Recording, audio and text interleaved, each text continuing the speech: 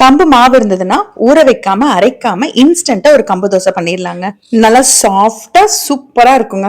என்கிட்ட கடையில வாங்கின கம்பு குருணை இருக்குங்க. அந்த கம்பு குருணை 2 கரண்டி சேர்த்துக்கிறேன். உங்ககிட்ட இது இல்லைன்னா சாதாரண வெள்ளை ரவை இல்லைன்னா பிரவுன் ரவை 1 கரண்டி மட்டும் சேர்த்திக்கோங்க. இந்த கம்பு குருணையில பாத்தீங்கன்னா மாவும் கலந்துருக்கும், அதனால நான் 2 சேர்த்திருக்கேன். நீங்க மத்த ரவை சேர்க்கறதா இருந்தா 1 கரண்டி சேர்த்திக்கோங்க. ஒரு அரை மணி நேரம் நல்லா ஊற வச்சதுக்கு அப்புறமா எடுத்து மிக்ஸ் பண்ணி விட்டுட்டு 4 கரண்டி அளவுக்கு கம்பு மாவு சேர்க்கணுங்க. இப்ப நான் ஏற்கனவே 3 டம்ளர் தண்ணி ஊத்தி இருக்கேன். இது மிக்ஸ் பண்ணி பாத்துக்கோங்க. உங்களுக்கு அரிசி டேஸ்ட் வேணும்னா 3 கரண்டி கம்பு மாவு 1 கரண்டி அரிசி மாவு கூட சேர்த்துக்கலாம். நான் முதல்ல ஒரு 3 கரண்டி சேர்த்திருக்கேன். இப்போ 1 கரண்டி அளவுக்கு கம்பு மாவு சேர்த்து மிக்ஸ் பண்ணிட்டு கெட்டியா இருக்கு. இன்னும் ஒரு 1 அல்லது 1.5 டம்ளர் தண்ணி ஊத்திக்கோங்க. தோசை மாவு கன்சிஸ்டன்சிக்கு வரணும். அந்த அளவுக்கு கொஞ்சம் கொஞ்சமா தண்ணி ஊத்தி நல்லா மிக்ஸ் பண்ணிக்கோங்க. ரவை ஊர்லன்னா தோசை கொஞ்சம் வரவரான்னு இருக்கும்.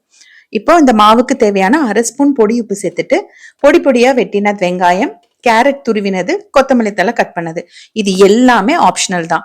நீங்க வேணும்னா இதெல்லாம் சேர்த்திக்கோங்க, இல்லைன்னா வெறும் இந்த மாவையே நீங்க தோசை சுட்டுக்கலாம். அதே மாதிரி இந்த பொருள் எல்லாமே கொஞ்சம் எண்ணெய் ஊத்திட்டு கடுகு உளுந்த பருப்பு தாளிச்சு இதெல்லாம் சேர்த்து வதக்கி கொட்டினீங்கன்னா இன்னுமே சூப்பரா இருக்குங்க.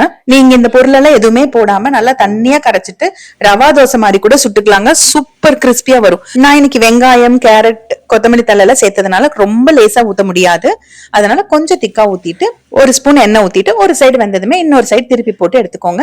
இது ரொம்ப கிறிஸ்பியா எல்லாம் வராது, பட் ஆனா சாஃப்டா இருக்குங்க, வர வரன்னு ஆகாது, ரொம்ப நல்லாவும் இருக்கும். இதுக்கு சைட் டிஷ்னு பாத்தீங்கன்னா கொஞ்சம் புளிப்பா காரமா தக்காளி சட்னி, கத்திரிக்காய் சட்னி எல்லாம் சூப்பரா இருக்கும்.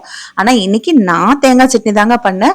பட் எந்த சட்னி சாம்பார்னாலும் இந்த தோசைக்கு நல்லாவே சூட் ஆகுங்க. நான் இன்னைக்கு 2 மாவு கரண்டியில கம்பு குருணையும் 4 கரண்டி மாவும் எடுத்திருக்கேன். இந்த அளவுல எனக்கு பாத்தீங்கன்னா கரெக்டா 10 தோசை கிடைச்சதுங்க. இப்ப இதே மாவு கொஞ்சம் தண்ணியா இருந்ததுன்னா நம்ம ஊத்தி தேய்க்க முடியாது தோசை. அந்த டைம்ல நீங்க ரவா தோசை ஊத்துற மாதிரி நல்லா சுத்தி ஊத்திட்டு கூட எடுத்துக்கலாம். ஆறினாலுமே நல்லா சாஃப்டா இருக்குங்க கம்பு தோசை. கண்டிப்பா நீங்க ட்ரை பண்ணிட்டு எனக்கு கமெண்ட் பண்ணுங்க.